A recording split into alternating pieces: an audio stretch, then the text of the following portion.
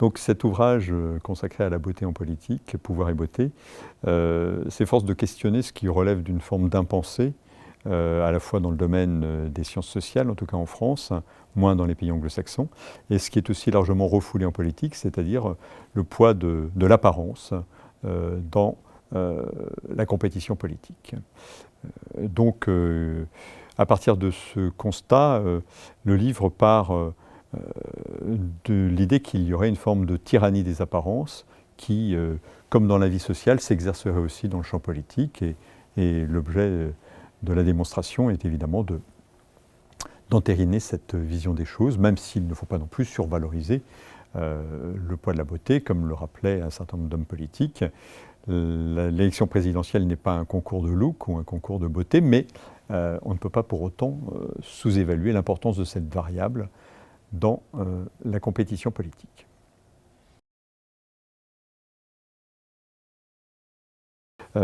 Alors pour évaluer l'importance de la beauté, il convient, il me semble, de prendre en compte un certain nombre d'éléments, ce qu'on pourrait appeler la configuration politique,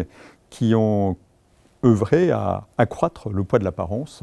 dans la vie politique. Plusieurs variables peuvent être soulignées à l'époque contemporaine et qui témoignent de cette évolution. C'est d'abord évidemment le poids grandissant joué par l'image,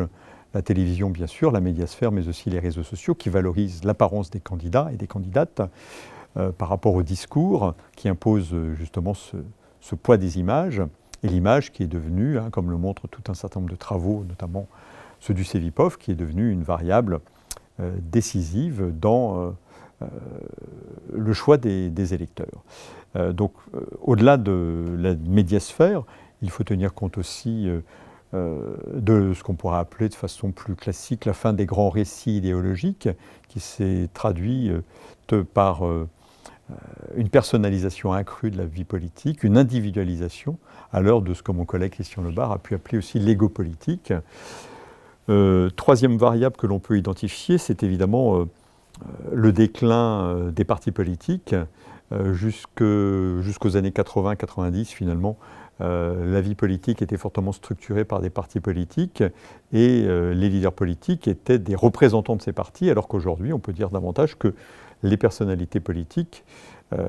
occupent l'avant-scène et sont adossées à des partis politiques qui servent alors de courroie de transmission dans la compétition politique. Donc on a ici tout un ensemble de variables qui se conjuguent pour valoriser finalement le rôle des personnalités politiques et en lien avec le rôle de ces personnalités politiques, bien évidemment aussi l'importance des images, surtout dans un contexte marqué par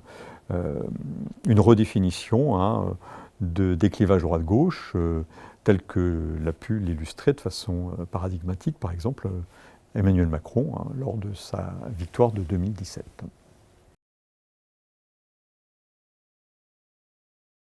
Alors évidemment, cette beauté en politique, elle est difficile à évaluer, même si on peut souligner la présence au sommet de l'État d'un certain nombre de personnalités qui correspondaient aux critères usuels de la beauté plastique. Alors en couverture de ce livre, il y a bien sûr le couple Kennedy. L'un comme l'autre incarnaient à leur manière une représentation idéalisée de la beauté, ou sur le continent nord-américain, pour ne pas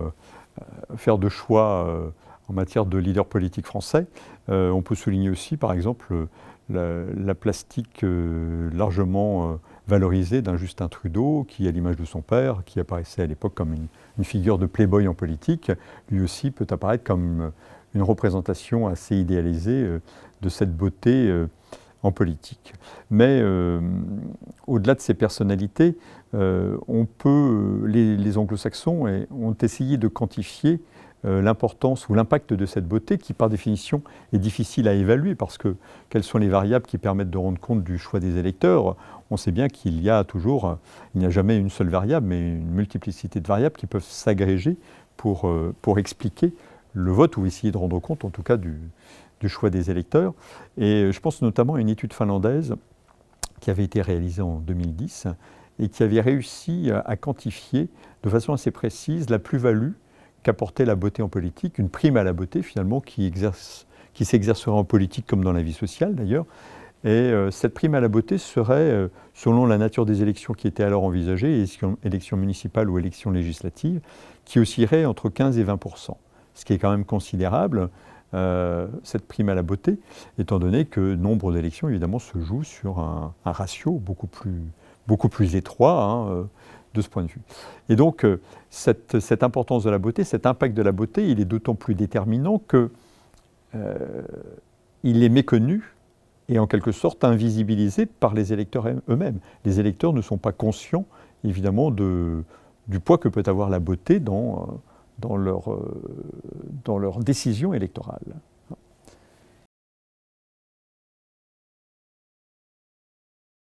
Alors, quand on parle de beauté, on a toujours une représentation assez conventionnelle, assez spontanée. Et en même temps, si on essaye de questionner un petit peu cet objet qu'est la beauté, on peut souligner plusieurs éléments. D'une part, la beauté, elle renvoie de façon assez conventionnelle à ce que les spécialistes appellent classiquement les traits néoténiques. Les traits néoténiques, tels qu'ils s'incarnent par exemple dans le visage d'un Alain Delon ou d'une Sophia Loren, par exemple, eh bien, les traits néoténiques renvoient à une symétrie du visage, à un petit nez, à une harmonie d'ensemble, bref, à tout un certain nombre de caractéristiques assez bien identifiées qui sont constitutifs d'une forme idéalisée de la beauté. Mais au-delà de cette dimension, la beauté, elle peut aussi s'évaluer à travers d'autres variables. On peut l'appréhender au-delà des traits du visage, à travers la silhouette elle-même. La sveltesse, aujourd'hui, est évidemment, et la taille, sont des éléments constitutifs de la beauté contemporaine. Et de ce point de vue, on peut mentionner que les critères qui aujourd'hui définissent la beauté ne sont pas nécessairement ceux d'hier. Georges Vigaruelo l'a bien montré dans son livre, hein, Histoire de la beauté, que les normes ou les canons esthétiques de la beauté évoluent dans le temps et peuvent s'infléchir. Et de ce point de vue, il y a une forme de construction sociale et culturelle de la beauté. Et par ailleurs, au-delà de cette dimension sociale et culturelle, on peut aussi prendre en compte une autre dimension dans la construction de la beauté qui renvoie ici à un certain nombre de critères psycho-affectifs ou psychosociaux, et notamment à ce que les psychosociologues appellent l'effet de halo. En d'autres termes, qu'est-ce que ça veut dire? Ça veut dire que notre perception d'autrui est aussi conditionnée par un certain nombre de biais qui sont à la fois cognitifs et émotionnels et qui font qu'une personne peut être évaluée différemment en fonction de son statut social. Par exemple, les chercheurs britanniques avaient mis en évidence que la perception d'un individu selon sa taille pouvait varier en fonction du prestige social qui était attribué à la personne. Et cet écart pouvait aller jusqu'à 5 cm. Donc on voit bien comment notre regard, les perceptions que nous pouvons avoir d'autrui sont aussi conditionnées par les informations que nous détenons sur cette personne et qui nous conduisent à les valoriser et à leur accorder en quelque sorte une prime à la beauté démultipliée.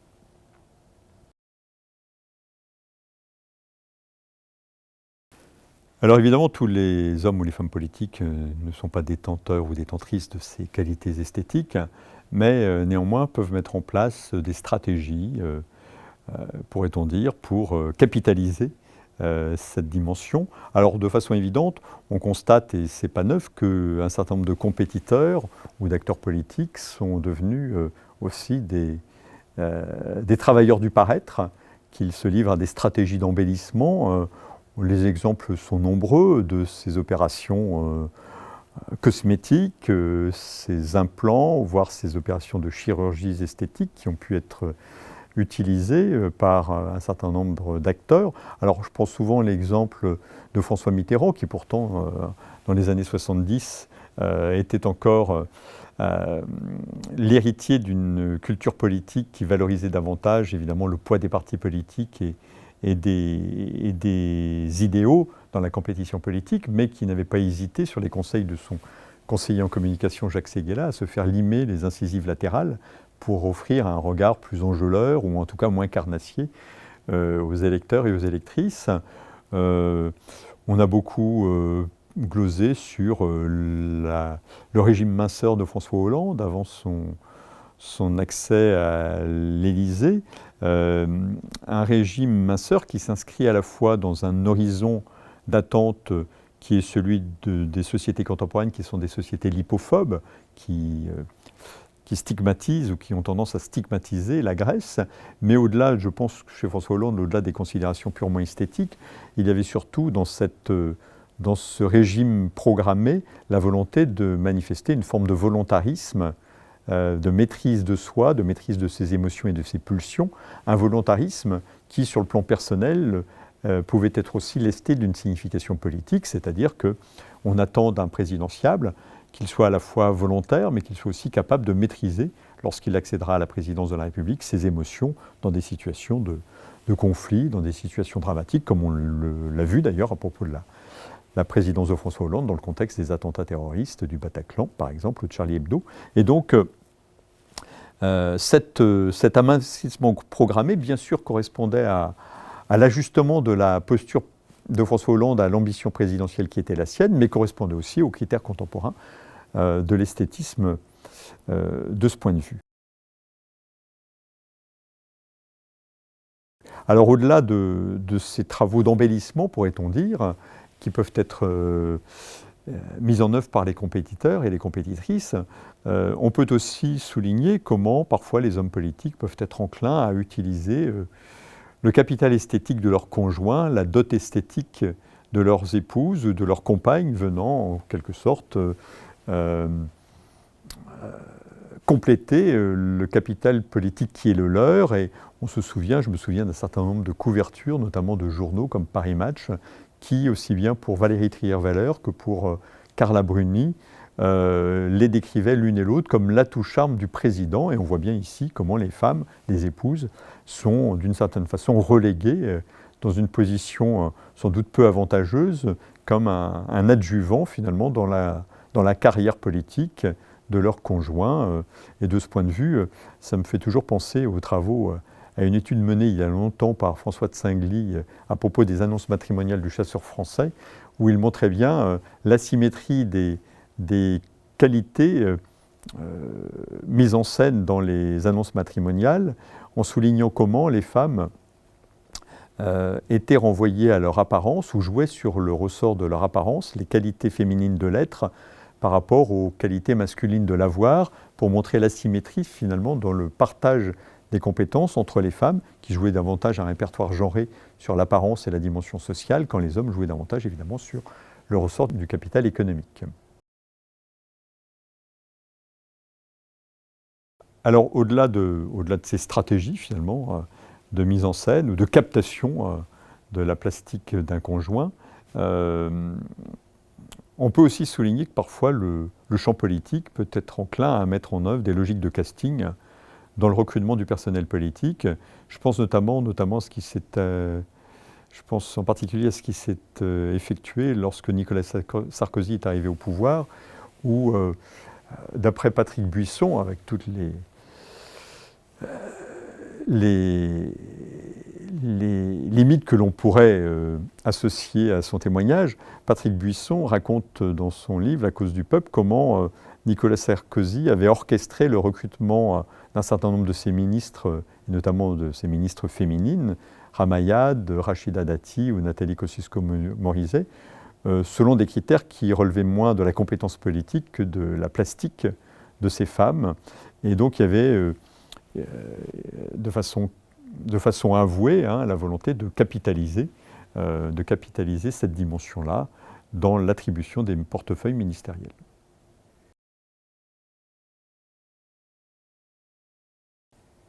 Alors évidemment, il existe globalement une prime à la beauté en politique, ce que l'on peut souligner, c'est qu'il y a une inégalité de genre entre les hommes et les femmes. De ce point de vue, si la beauté masculine est largement invisibilisée, il n'en va pas de même pour la beauté féminine. En effet, on peut dire que les femmes en politique, les belles femmes en politique, bénéficient potentiellement elles aussi de ces dividendes qui sont associés à leur plastique, mais que leur beauté peut constituer aussi un obstacle ou un piège pour deux raisons majeures. D'une part, parce que en tant que femme et en tant que belle femme, elles peuvent être enfermées dans ce qu'on pourrait appeler la corporéité, réduites à leur apparence. C'est souvent le syndrome de la blonde écervelée, en quelque sorte, selon un stéréotype qui peut avoir cours. Donc elles sont enfermées dans leur apparence et ainsi réduites souvent dans leurs compétences, minorées dans leurs compétences ou leur intelligence. Et par ailleurs, pèsent aussi souvent sur ces femmes qui ont pu réussir, et le cas d'Édith Cresson est tout à fait exemplaire à cet égard, pèse sur ces femmes qui ont pu réussir en politique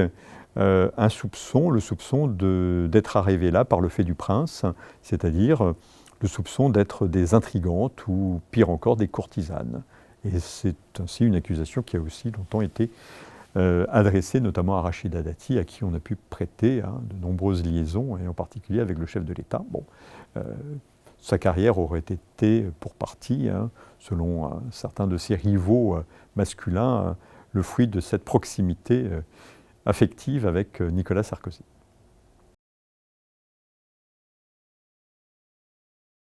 Paradoxalement, avoir une plastique moins conforme aux critères de l'excellence esthétique n'est pas un handicap en politique, à l'image d'un Jean-Pierre Raffarin qui a pu être nommé Premier ministre par Jacques Chirac, justement parce qu'il incarnait une certaine représentation de la France, d'une proximité, d'une dimension chaleureuse, même s'il ne faut pas se fier nécessairement aux apparences, puisque on sait que Jean-Pierre Raffarin, comme de nombreux autres ministres ou personnalités politiques, est un héritier. Il est lui-même fils d'un ancien ministre de la République, et donc on a là une forme de reproduction sociale qui n'est pas nécessairement perceptible dans le jeu des plastiques. Alors en même temps, quand on parle d'une prime à la beauté, comme l'ont montré les Finlandais ou les Anglo-Saxons, il ne faut pas non plus généraliser, tant la question de la réception est complexe. C'est-à-dire que la prime à la beauté, elle ne va pas fonctionner de façon uniforme, de façon homogène sur tous les électeurs. Je pense qu'on peut ici identifier un certain nombre ou distinguer un certain nombre de variables, en particulier, d'une part, le degré de politisation et de compétence. En ce sens, tous les travaux de sciences politiques ont pu montrer que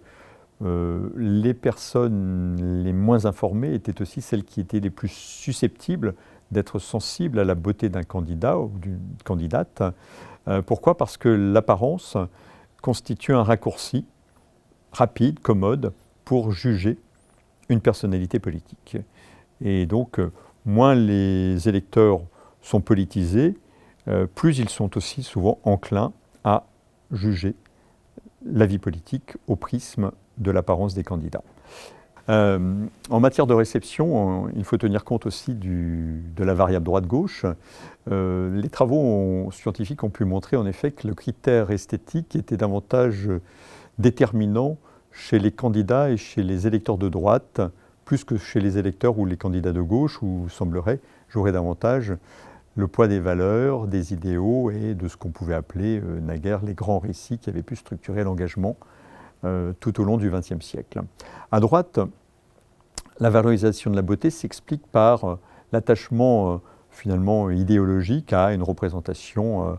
en quelque sorte méritocratique. C'est l'image du self-made man qui réussit, ou du self-made woman qui réussit grâce à ses mérites personnels et qui est dès lors enclin aussi à se rallier à une vision libérale, voire néolibérale du monde, alors qu'en fait, pour partie, la réussite de ces personnalités, comme de ces candidats en politique, repose sur la beauté qui est la leur, et donc la prime qui s'y trouve associée, puisque, comme l'ont montré tout un certain nombre de travaux anglo-saxons, il y a la beauté paie, beauty pays, et que ces gens beaux, globalement, réussissent mieux leur vie sociale, leur vie professionnelle, leur vie amoureuse que les autres. Donc après avoir exploré finalement le versant dominant du jeu politique à travers cette plongée dans l'univers des apparences,